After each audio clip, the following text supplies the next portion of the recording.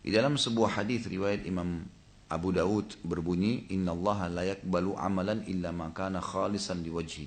Allah tidak akan menerima amal kecuali itu ikhlas karenanya. Jadi nggak bisa kalau nggak ikhlas. Baik, untuk lebih memahami ikhlas, kita datangkan dua lawannya, rivalnya ikhlas, riya dan ujub. Jadi kalau Bapak Ibu nulis, ikhlas itu ada dua lawannya, dibuat garis dua, ada riya dan ada ujub. Apa itu riya? Riya itu menghiasi ibadah, memperindah ibadah karena makhluk, karena seseorang. Misal Bapak Ibu sholat diperindah karena di sebelah ada mertua, ada atasan, ada partner bisnis, ada siapa saja. Nah, orang-orang ini kita memperindah sholat kita, memperindah doa, gitu kan, memperbanyak jumlah sedekah, menyebar senyum dan seterusnya. Ini semua karena ada orang itu, bukan karena Allah Subhanahu Wa Taala. Ini namanya riya. Dan riya ini bagian daripada dosa besar. Ya, dia bagian daripada dosa besar. Tidak boleh sama sekali ada riya. Karena begitu ada riya, walaupun sedikit akan menghancurkan ibadah kita. Riya ini akan digunakan senjata oleh syaitan di setiap ibadah kita, Bapak Ibu sekalian. Jadi setiap ibadah pasti terlintas riya. Jadi dia selalu bisikin, misalnya lagi sholat, ada orang di dekat kita, tuh orang lagi liatin kamu, tuh lagi begini, tuh lagi begitu. Pokoknya dibuat sama dia supaya kita memperindah karena manusia itu. Ya. Itu namanya riya. Ya. Nah, perbuatan riya ini haram dalam agama, tidak dibolehkan sama sekali. Dan ini akan menghancurkan ibadah. Kata Nabi SAW, al-yasiru minar riya syirkun. Sedikit saja riya sudah bisa syirik kepada Allah. Jadi nggak dibolehkan. Nah, yang kita lakukan adalah, karena setiap ibadah pasti setan yang paling pertama dia tawarkan adalah riya dulu. Kalau riya tidak berhasil baru mengkhayal. Jadi pertama riya dulu. Karena kalau riya ini sedikit saja sudah langsung batal semua itu.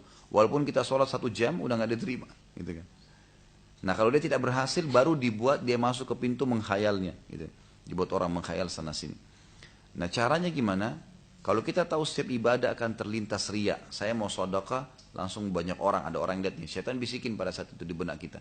Tuh orang lagi lihat kamu tuh. Kita lagi sujud, perlama sujudmu, orang lihat tuh. Orang lagi berdoa, apa saja dibisikin di benak dia. Kata kuncinya, kalau kita tidak mengiyakan, maka tidak riya. Seperti kalau kita lagi naik mobil di lampu merah, kemudian ada orang yang nawarin produk. Selama kita nggak buka jendelanya, tidak interaksi, dia ngomong apapun, ya sudah. Nggak ada pengaruhnya. Seperti itulah, jadi syaitan cuma nawarin. Masalah kita iyakan atau tidak. Sama dengan kalau kita lagi lewat, kemudian syaitan tawarin untuk berzina. Maka dia nawarin kita selama masih ada sesuatu yang dia bisa goda untuk itu.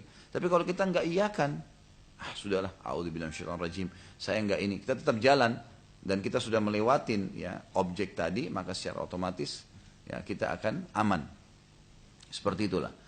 Jadi Bapak Ibu harus tahu riya selalu ada, selalu ditawarkan oleh syaitan di awal ibadah kita. Tapi kita mengiyakan atau tidak. Dan riya tadi definisinya memperindah ibadah karena makhluk.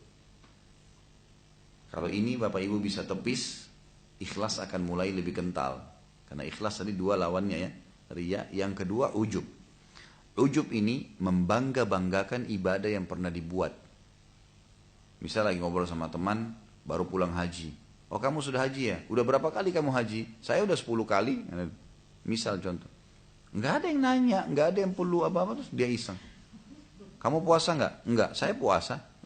Nggak ada hubungannya, gitu kan? Jadi dia dengan sendirinya memang sengaja ingin ujub. Memang dia ingin berbangga-bangga dengan itu. Ya. Kamu udah bantu belum anak yatim tuh? Ini di sana tuh ada alamatnya. Saya udah 10 tahun bantu, misal.